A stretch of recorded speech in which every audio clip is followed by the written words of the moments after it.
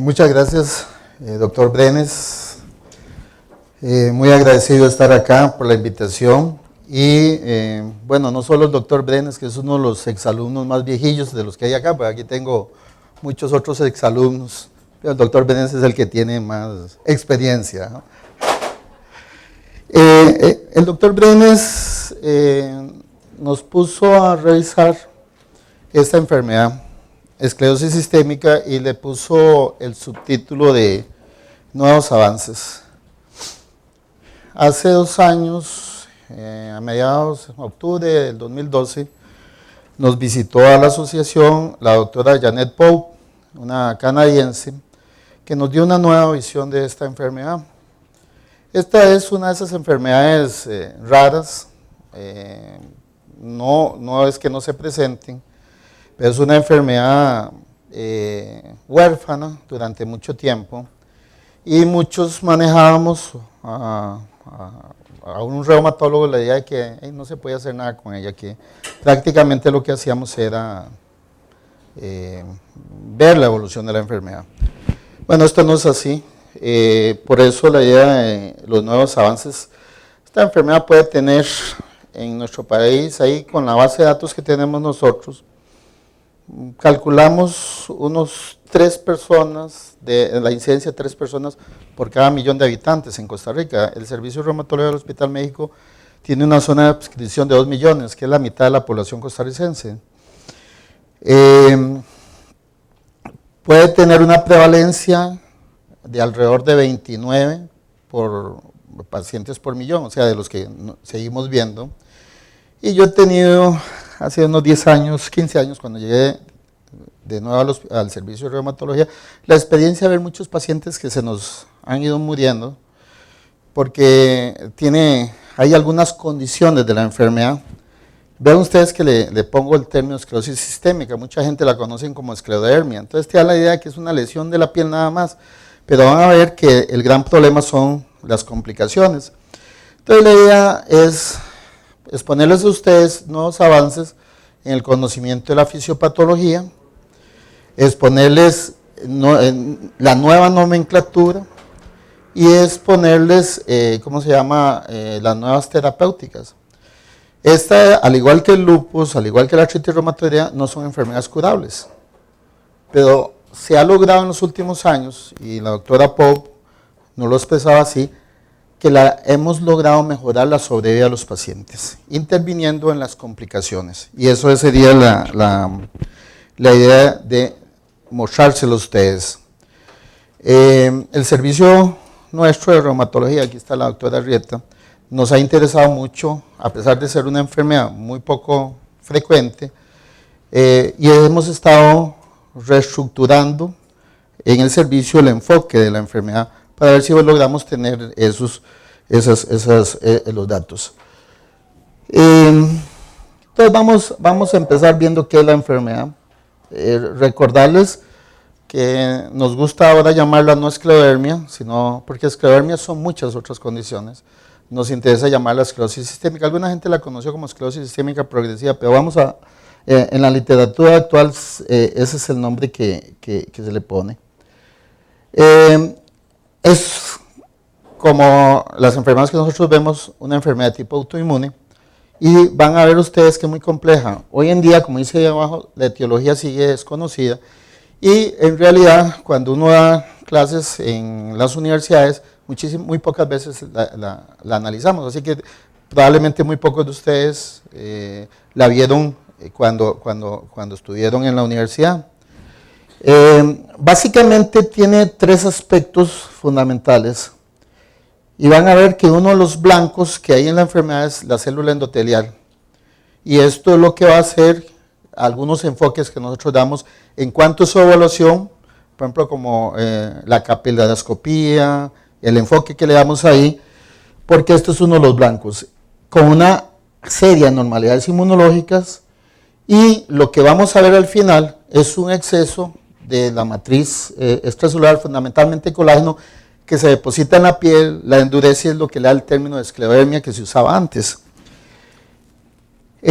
Así que tenemos esas 3 áreas, el problema inmunitario, la disfunción y la fibrosis como blancos fundamentales y que es lo que se va a ir enfocando la terapéutica. El problema de la terapéutica es que también la enfermedad, al ser poco frecuente, no hay estudios grandes y a largo plazo de tipo controlado, aunque sí van a haber ahora en la parte terapéutica. Y esto es más o menos lo que pasa. Ustedes tienen los 3 factores, el inmunitario, el endotelial y la fibrosis, que es el resultado final. Pero antes de esto estamos acá. Se ha visto cierta correlación entre familiares.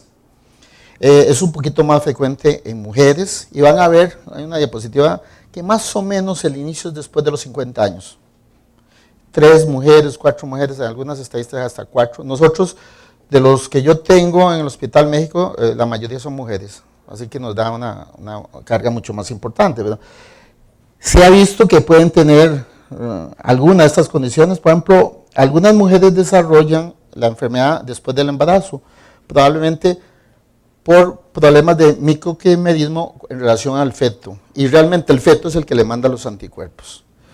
Se han estudiado condiciones, o sea, algo que vaya a desencadenar, que es lo que no sabemos exactamente, si un virus, solventes orgánicos. ¿Se acuerdan ustedes de las prótesis de silicona, el vinil y algunas otras cosas que generan una respuesta similar? Esto al final, junto con las células presentadoras de antígenos, las células dendríticas, nos van a generar el daño fundamental, que es el daño endotelial. Ese es el primer daño. Y van a ver que esto va a correlacionar con la sospecha, que es el fenómeno de Raynaud como primer cuadro clínico. Y es donde nosotros vamos a empezar a sospechar la enfermedad.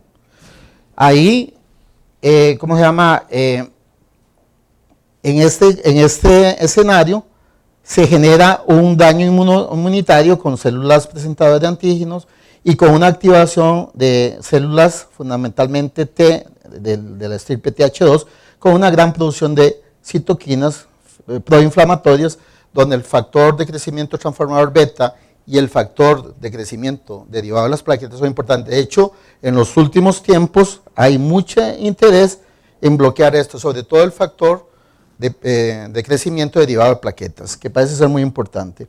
Y también hay una activación de las células B, donde vamos a tener un fenómeno de producción de anticuerpos, y van a ver ustedes cómo estos 2 anticuerpos nos van a definir 2 patrones fundamentales, los ACA o anticuerpos anticentrómero y los anticuerpos antitopoisomerasa 1.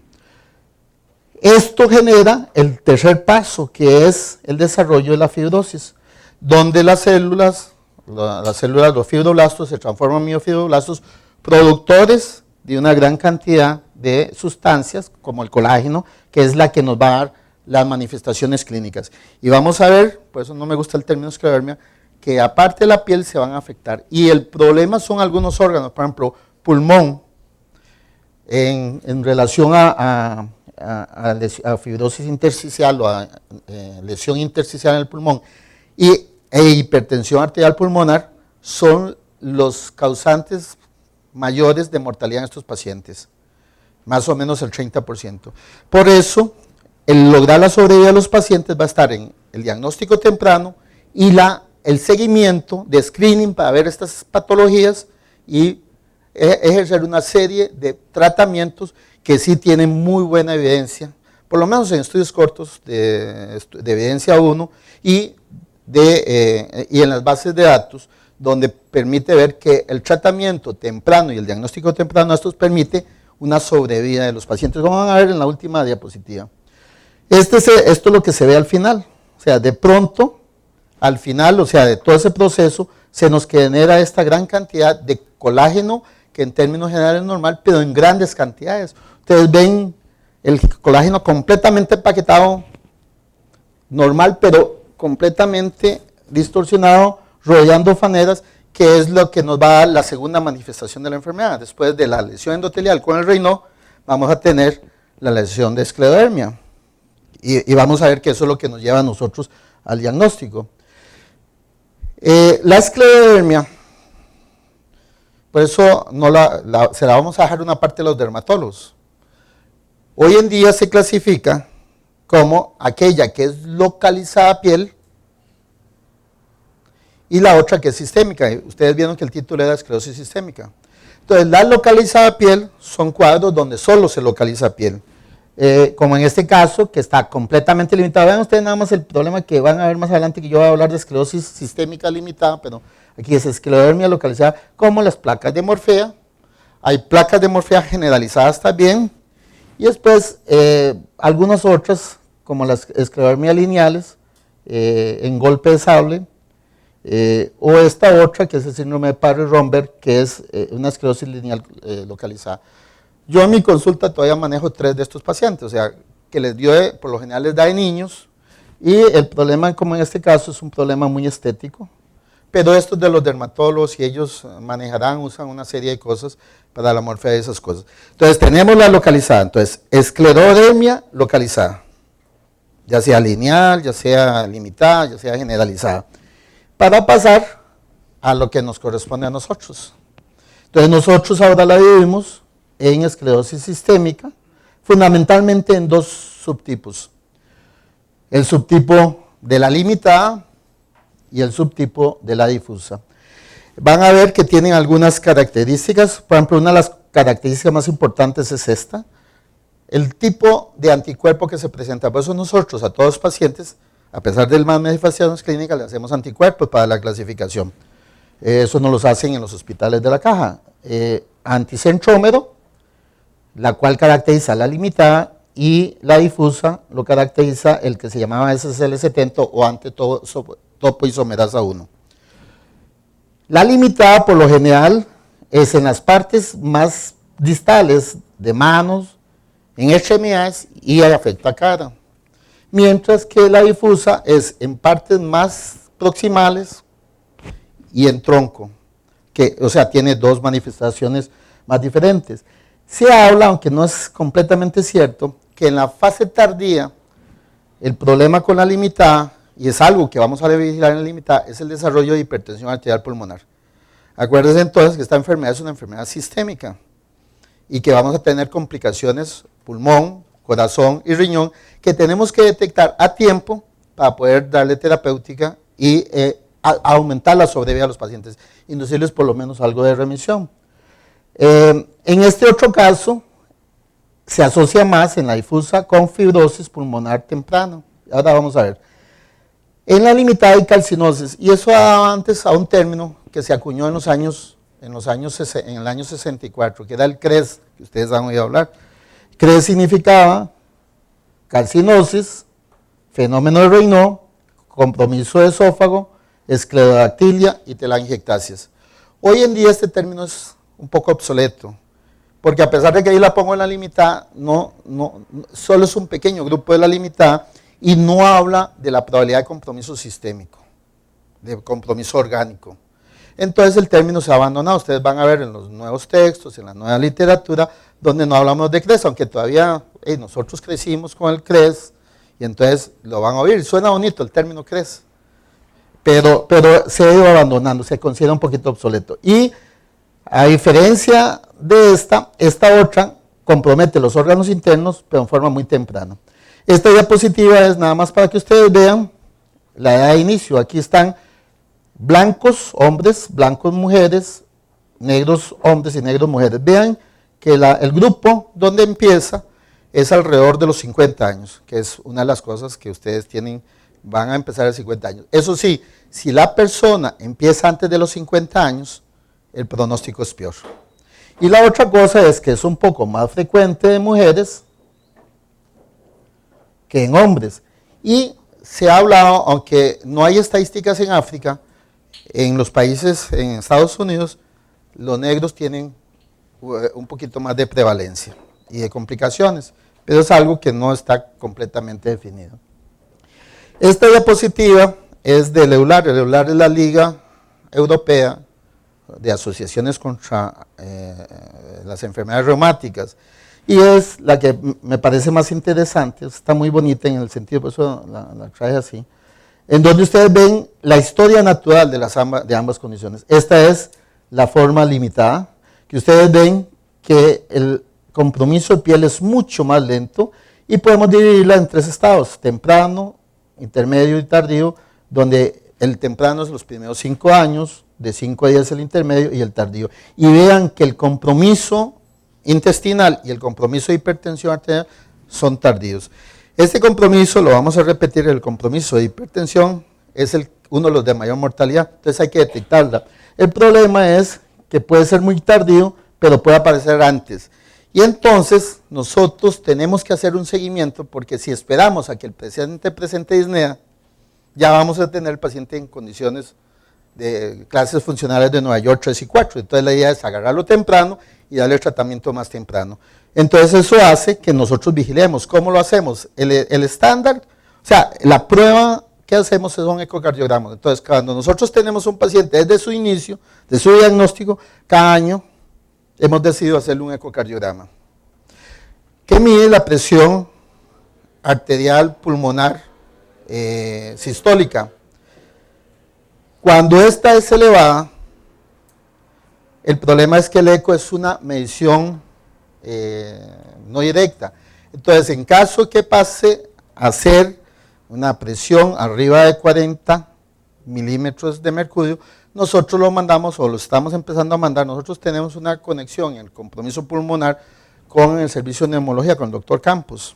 De hecho, tenemos una estadística, el que lleva la estadística, la base de datos, y entonces ahí hemos empezado a hacer cateterismos de corazón derecho para ver si tienen, porque la idea es que entre más temprano lo agarremos, vamos a prevenir las complicaciones. Y hay buen pronóstico si los agarramos en clases funcionales 1 o 2. Por el contrario, la forma difusa, vean ustedes que tiene un inicio en los primeros 3 años, que es la fase mucho más intenso, con compromiso articular, gastrointestinal, pulmones con lesión pulmonar intersticial, miocardiopatía y la probabilidad de crisis renales. Por lo tanto, a las difusas, pues eso nos interesa porque tenemos también que vigilarlas. De hecho, les hacemos espirometría, difusiones y hay algunas pruebas de la caminata de 6 minutos, etcétera, porque la idea, si ustedes ven, lo nuevo es tratar de hacer que la enfermedad la podamos evaluar y evitar las complicaciones. Vean que ya después de los 3 años, entre 3 y 6, es intermedio después, vean ustedes que la cosa ya no es tan severa, aunque siempre se ha dicho que la forma difusa es un poquito más compleja. Entonces, ¿cuál es la forma difusa? Aquella que tiene más compromiso proximal, tronco, que tiene antitopoisomerasa 1 y donde el Raynaud y los engrosamientos de la piel a veces es mucho más intenso. Esta otra, por el contrario, es más de regiones distales y es mucho más lenta en su evolución. Y tiene los anticentrómeros. Y bueno, ¿qué síntomas van a tener los pacientes? Esta diapositiva nos habla someramente de ellos. Si ustedes ven compromiso de piel, compromisos de pulmón, porque a nosotros se nos olvida que hay compromisos de los otros lados, la alveolitis fibrosante, fibrosis pulmonar, hipertensión, las crisis renales, etcétera, hasta trastornos de otro. La piel se condiciona como uno de los sitios y que también vamos a tener problemas, el Raynaud, las úlceras digitales, las necrosis, etcétera. ¿Cómo empieza la esclerosis sistémica? Esto es un estudio de la base de datos que tenían los canadienses publicado en el año 2011. Y vean ustedes que es una enfermedad sistémica. Entonces, la mayoría de los pacientes inician con síntomas como fatiga, rigidez de manos, dolor articular. O sea, con síntomas generales. Pero tiene, y es lo primero que va, el fenómeno del Raynaud. Es fundamental, o sea, fundamental para encontrar la enfermedad es el paciente que refiere, vasoconstricción con palidez de dedos, eso hay que investigarlo porque hay Raynaud primarios y otras causas, pero una probabilidad es, o sea, paciente con Raynaud hay que pensar en esclerosis sistémica. Además, otras alteraciones sistémicas como el sueño, pérdida de peso son mucho menos frecuentes. Así que el Raynaud se convierte, si ustedes vieron en la fisiopatología, el componente endotelial vascular es el primero que aparece. Y que de hecho ese es el blanco en la enfermedad, es los vasos arteriales de pequeño calibre. ¿Okay?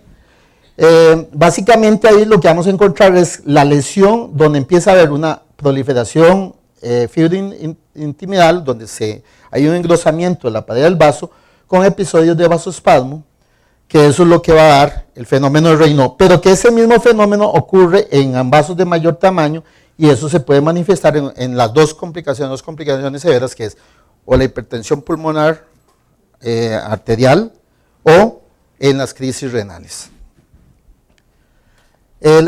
Tenemos en el fenómeno de Raynaud vasoconstricción, asociada a algunos fenómenos como frío, estrés o cambio de temperatura. La idea es que el paciente te lo diga, no necesariamente lo vamos a ver, y nunca hagan pruebas como meter las manos en hielo. Pues yo hace un par de años tuve la experiencia que en emergencias del hospital a alguien se le ocurrió hacer eso y el paciente terminó con necrosis de dedos, así que hay que creerle al paciente y si uno puede verlo. Y basan por las 3 estadios. Se dice que el de palidez, el de acrocianosis y la epidemia por perfusión, y que debemos de tener por lo menos constancia en la historia clínica de 2 de esos. Aquí ven la fase de vasoconstricción, que puede ser así o todos los dedos, la fase de hipoxia tisular, con la fase esa, y la fase que más cuesta ver es la hiperemia, pero con 2 de esos podemos ver. Hay veces a veces vienen los pacientes al consultorio, como aquí en diciembre, y solo entran y con el ventilador que yo tengo, y vienen de Guanacaste, se les ve a uno por lo menos esta fase. La idea es de que esto no ocurra. Yo he tenido pacientes que ocurren, o sea, podríamos llegar hasta generar eso. Los cambios estructurales, si ustedes ven, tienen problemas de flujo de sangre, y pueden conducir a episodios prolongados de Raynaud, como en este caso, que termina con necrosis, con infartos. Pero algunas veces es más frecuente observar estas cosas en los pacientes con Raynaud, que es uno de los problemas que tenemos: el desarrollo de úlceras o el desarrollo de, ¿cómo se llama?, o el desarrollo de cicatrizaciones punteadas, que dicen pitting, cicatrizaciones en pitting. Cuando ustedes le llegan al paciente con Raynaud, hoy en día tenemos este instrumento. Nosotros tenemos algunos. El estudio capilaroscópico va a ser muy importante porque el patrón capilaroscópico en la esclerodermia es muy característica. De hecho, todo paciente con fenómeno de Raynaud debería hacerse una capilaroscopía. Pueden usarse estos capilaroscopios que no tienen una gran, o sea, pueden llegar a una ampliación de 20x, pero que pueden ayudarnos. Se escoge el lecho unguial porque ahí los vasos sanguíneos, los capilares, van paralelos, entonces es fácil observarlos. Lógicamente, en centros más especializados, y nosotros estamos tratando de tener esto, se llama videocapilaroscopios que te pueden dar hasta 200x. Ok. Mauricio Cutolo, un italiano, logró establecer lo que se llama el patrón esclodérmico. Y vamos a tener la fase temprana, la fase activa y la fase tardía. Y la idea entonces es, si podemos encontrarlo en la fase temprana, porque eso nos va a evitar problemas. Entonces estamos viendo la causa fundamental, el sitio fundamental de lesión en la esclerodermia, que es el capilar. En la fase temprana van a ver ustedes que hay pocos cambios de modificaciones de tamaño. Si ustedes ven aquí, por ejemplo, en este caso, esto es un patrón normal, donde ustedes ven las asas en forma de ¿cómo se llaman? Ponen las mujeres, las prensas esas que se ponen, son paralelos, la cantidad, se puede medir la cantidad. Con videocapilaroscopía hasta podemos medir el tamaño. En la primera fase, en la fase más temprana, son pocas, pero una de las cosas que empezamos a ver es el aumento de tamaño de los capilares, que implica la lesión en el capilar. De hecho, el capilar pierde hasta la permeabilidad y eso va a generar salida de líquido. En la fase activa ya tenemos los megacapilares y hemorragias con desorganización. Entonces vean ustedes estos megacapilares y esta hemorragia. Eso es característico de la esclerodermia. En otras enfermedades del tejido conectivo autoinmunes se pueden ver alteraciones, pero no son tan clásicas como esta. Y en la tercera fase ustedes ven claramente el problema. Tenemos zonas avasculares, se han perdido, se han desorganizado, se ven estas formaciones que dicen en forma de árbol o Pero vean esto. Entonces la idea es que si ustedes tienen un Raynaud, la referencia de un Raynaud, un servicio de reumatología donde tengan, o un dermatología, donde tengan capilaroscopio, puede establecer tempranamente el diagnóstico, aún antes de que empiecen a aparecer las otras manifestaciones de piel. Ahí están la dilatación de los capilares. Después está el compromiso de piel, que comienzan los dedos, manos, caras, hay edema y eritema que puede preceder la induración y todo este tipo de cosas. En las fases iniciales hay un edema, lo que llaman escleredema, porque aparte del aumento de colágeno, hay salida de líquido, entonces se puede ver unos dedos puffing o hematosos. Después telangiectasias, úlceras digitales, el pitting, calcinosis y fenómenos de despigmentación. Esto sería esclerodactilia. Esclerodactilia lo llamamos cuando la lesión es distal a las metacarpofalángicas, aquí un poquito de hematosas, lesiones ya de esclerosis en la piel. De hecho, nosotros hacemos evaluación. Las lesiones de piel, desde el año 2004, la doctora Pope, que nos acompañó, tiene un estudio que demuestra que el uso de metotrexate a 10 miligramos por semana disminuye la progresión de la enfermedad. Entonces, las lesiones que antes veíamos progresar, hoy en día lo hacemos. Ahora, ¿cómo lo medimos? Al inicio del tratamiento tenemos un instrumento que se llama el Rodnan.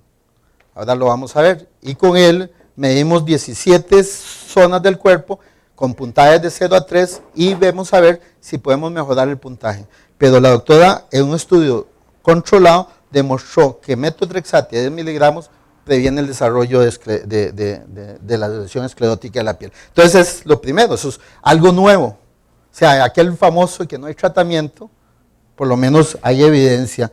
Entonces, estas lesiones uno puede tratar de prevenirlas para no llegar a las lesiones en cara, como la de bolsa de tabaco. O esta es una paciente mía que vean ustedes la microstomía aquí, o sea, donde no puede haber, eso lo podemos, tempranamente lo podríamos evitar. O las telangiectasias que tiene esta paciente. Esta paciente terminó muriéndose por una hipertensión arterial pulmonar. Como en cuestión de cuando manifestó disnea, en menos de un año se murió. Ese es el gran problema también.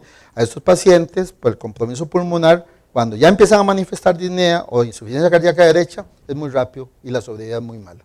¿Ok? Esta es la misma paciente, esta podía uno haberla considerado un CRES, pero dijimos que CRES lo vamos a... esta no es de ella, esta mano sí, y esta radiografía es de ella donde ven las calcificaciones. Este es el instrumento que nosotros usamos en el servicio. Este es tomado de la Sociedad Española de Reumatología y son 17 zonas donde nosotros ponemos desde 0 si es normal hasta... hemos tratado de homogenizar, esto requiere un pequeño entrenamiento y una homogenización, pero nos ha servido para evaluar los resultados con metotrexate. Compromiso gastrointestinal es otro. De hecho, todo paciente cuando llega le hacemos un esofagograma. Pueden ser todas las áreas, por inervación anormal, atrofia, y van a ver los de reflujo gastroesofágico, disfagia, pirosis, hasta problemas intestinales, diarrea, estreñimiento, incontinencia por alteraciones. Pues esto es el esofagograma, donde ustedes ven el esofagograma, el radiólogo observa cuando lo está realizando, pérdida de las ondas primarias y secundarias. Ven ustedes cómo ya aquí el medio contraste genera una dilatación y el paciente lo que siente es disfagia y refiere disfagia.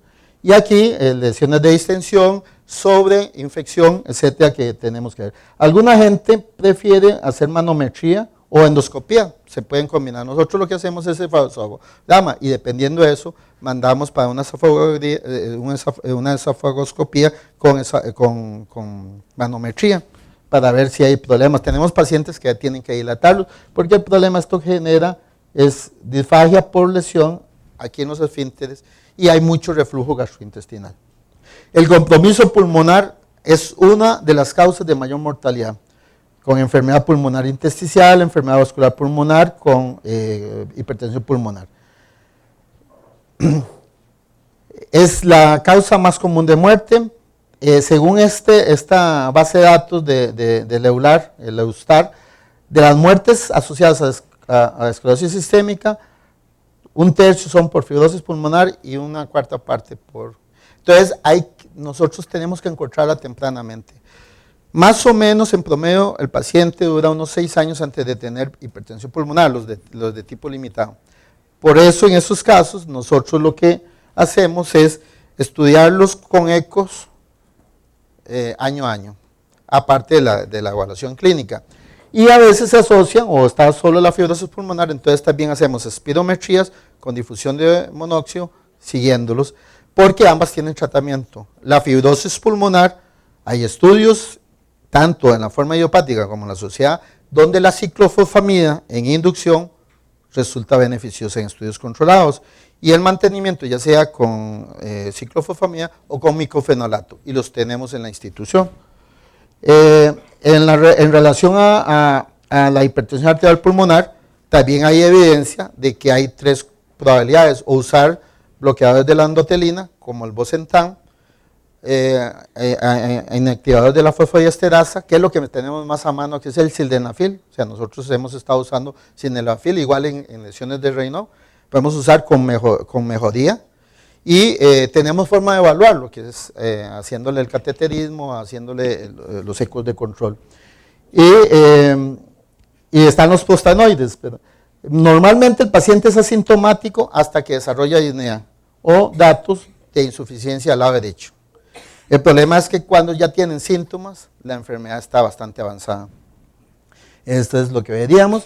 Y después, el compromiso renal. El compromiso renal, lo que se llama crisis renal, solo ocurre en el 10%. Y antes de que aparecieran el tratamiento para esas condiciones, que son los inhibidores de la enzima de la convertasa, enalapril y todos esos, o los antagonistas del receptor de angiotensina, como irbesartán, esta es la principal causa. Aquí yo lo traigo nada más porque hay que tomar en cuenta, o sea, pacientes con frotes tendinosos, anemia no explicada, súbitos elevación de presión arterial de más de 160, 100, podrían estarlo haciendo. Pero la idea nada más es esta: si ustedes ven en el tratamiento, no se usan esteroides, no sirven. Pero los esteroides, en dosis superiores a 15 miligramos, pueden inducir crisis. Y nosotros hemos visto, yo tengo una paciente, esposa de un colega, que le dieron esteroides e indujo una crisis. De hecho, hoy está en insuficiencia renal crónica. No ha sido trasplantada, pero fue inducida la crisis renal por el uso de esteroides, que es alguna de las prácticas que uno empieza. Entonces, en esta enfermedad, el uso de esteroides prácticamente no está indicado. Podría condicionarnos crisis renales con insuficiencia renal, y aparte de eso, la única condición en la que se puede usar es que tengamos una lesión pulmonar intersticial, nada más, donde no responda tempranamente la ciclofosfamida. Lo último es los anticuerpos. Nosotros hacemos anticuerpos porque vieron que para la clasificación el topoisomerasa 1 o SSL70 se asocia con la forma difusa y el anticentrómero con la forma limitada. Y entonces ahí tenemos el 95% de los pacientes tienen anticuerpos antinucleares en ambos tipos. Y ustedes ven cómo los otros anticuerpos no son tan prevalentes, pero están asociados a estas. También se pueden ver la ARN polimerasa 3, que esta está más asociada con crisis renal, y aquí hay otros, como como el RNP1, que se asocia con la enfermedad mixta de tejido conectivo. De hecho, es parte de los criterios de diagnóstico. Entonces, esto es algo que nos sirve. Bueno, ¿cómo sospechamos entonces una esclerosis sistémica? Lo primero es, la mayoría, el 90% tiene Raynaud. Entonces se nos van a presentar con fenómeno de Raynaud. Una capiloscopía nos ayudaría si vemos alteraciones capiloscópicas. Y después, ya ahí podríamos usar tratamiento y podríamos, esperar a que no aparezcan los problemas cutáneos, que es, si ustedes vieron, la lesión empieza en el capilar y después se estimula los miofibroblastos. Bueno, si aparece, entonces sería encontrar un engrosamiento, o sea, que el paciente empieza a tener sensación de dolor articular y encontramos, no hay artritis, sino el engrosamiento en la piel, o sea, un engrosamiento de la piel, que es lo que le daba el nombre. Después hay que andar buscando, hacer el screening para ver si no tienen hipertensión pulmonar, si no tienen lesiones renales o si no tienen, porque eso es de seguimiento en sí. Para los estudios se ha tratado de homogenizar. En el año 80 se habían generado unos criterios, que son los criterios de la Asociación del Colegio Americano de Reumatología. El año pasado, el EULAR con el ACR se unieron para hacer unos nuevos criterios. Ahí estaban al final la doctora Pope, y la doctora Pope en el Congreso de octubre en San Diego, al cual asistimos, se encargó de presentarlos. Los criterios de clasificación en reumatología no son diagnósticos, aunque nos pueden ayudar, no son diagnósticos, simplemente es para homogenizar la investigación, para ver si las cosas son similares. Entonces ellos lo establecieron y entonces tienen esto. Estos, si ustedes ven, hay 8 ítems, 1, 2, 3, 4, 5, 6, 7, 8. De estos 8, se hace como criterio de clasificación para estudios tener 9 puntos. Y ustedes ven que el engrosamiento de la piel de los dedos de las manos proximal, o sea, manos y antebrazos, es diagnóstico versus dolor. O sea, entonces hay que entrenarse en eso. Después de eso, si no lo tiene, ustedes ven que podemos tener el engrosamiento en la piel de los dedos, lo que podría ser la esclerodactilia, que es el compromiso distal a las metacarpofalángicas, o los dedos hinchados. En este caso, se toma, si hay esclerodactilia, solo se toma 4 puntos. Después están las lesiones en la punta de los dedos, como las úlceras o las cicatrices de pitting, las telangiectasias, la capilaroscopia se incorporó como instrumento, y el desarrollo de hipertensión arterial pulmonar, ya sea por eco o con cateterismo cardíaco, esto que usamos difusión de monóxido, fenómeno de Raynaud y los anticuerpos. Cualquiera de estos solo te da 3 puntos. 9 puntos sugieren o pueden ser, nos puede ayudar un poco. O sea, yo como lo recomiendo, Raynaud más esclerodactilia o esclerosis, ya eso es suficiente para tener.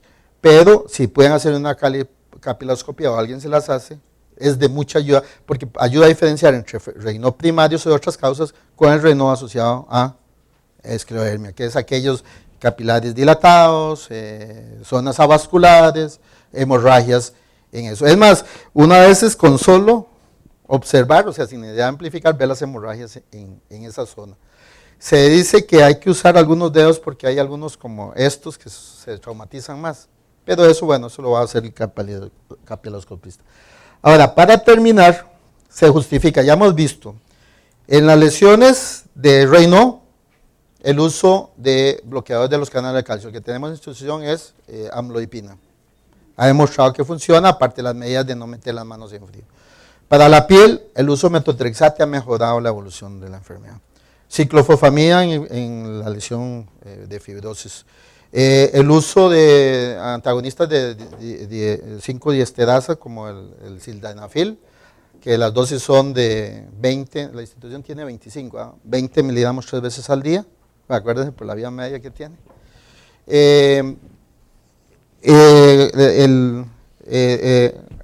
Inhibidor de la bomba de protones para el reflujo gastroesofágico y evitar más lesiones, sobre todo de fibrosis en el cardias, puede mejorar. Este es nada más un ejemplo. En estudios controlados actuales, tanto controlados a corto plazo como de registros, la sobrevivencia de 3 a 5 años ha mejorado.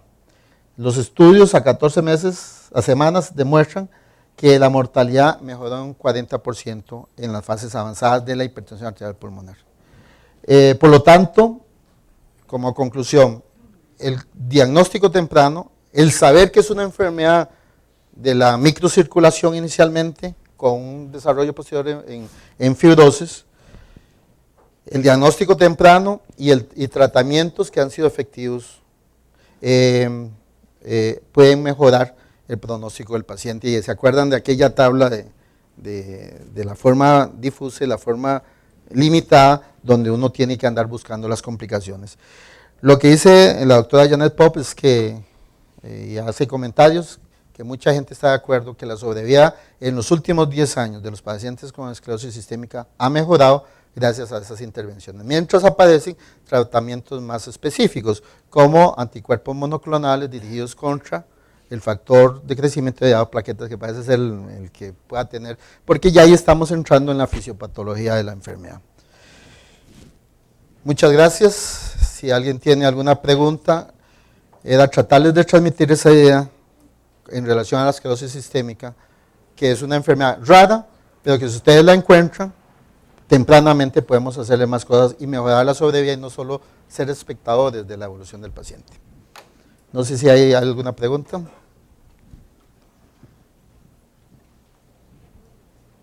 ¿Tiene alguna experiencia para este tipo de patología con lo que son ondas de choque? No, no tengo, y en lo que revisé no habla nada de eso, pero no sé.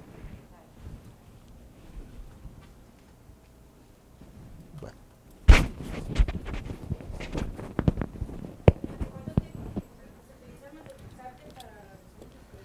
Nosotros, los estudios tienen una duración de 1 año, pero nosotros lo estamos usando a largo plazo. Sí.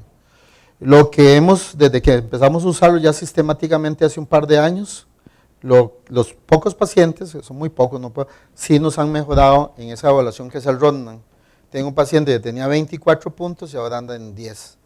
O sea, hemos tenido mejoría en eso. Y eso es lo que hace la doctora Pope cuando hizo el estudio.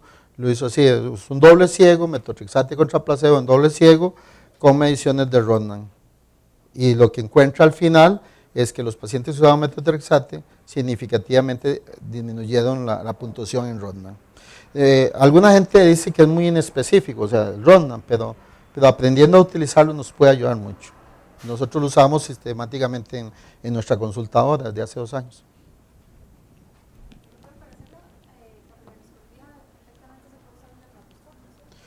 Sí, se puede usar.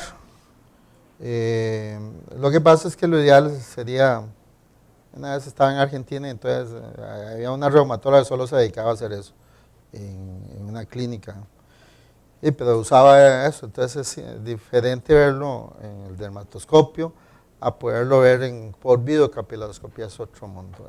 Es más, la pantalla, le puedes medir el tamaño y poder definir si veras tiene o no, porque la idea es encontrar el componente esclerodérmico, para decir entonces que un Raynaud es debido a esa enfermedad y la estamos encontrando en los estadios más tempranos. Alguna gente usa hasta oftalmoscopio, el oftalmoscopio con el número 40 y poniéndole, ¿cómo se llama?, aceite de inmersión. La reumatóloga esta argentina lo que usaba era vaselina líquida. O sea, la idea es de que eso te pueda aumentar un poquito, o sea, amplificar la imagen. ¿En dónde? Aquí. No, aquí, o sea, todo depende. O sea, en el México, que yo sepa, nosotros algunos lo hacemos. Tenemos una compañía que se compró un dermatoscopio y los dermatólogos, pero nosotros andamos detrás de tener ya sea un capilaroscopio de mayor poder o ojalá un videocapilaroscopio, es fundamental.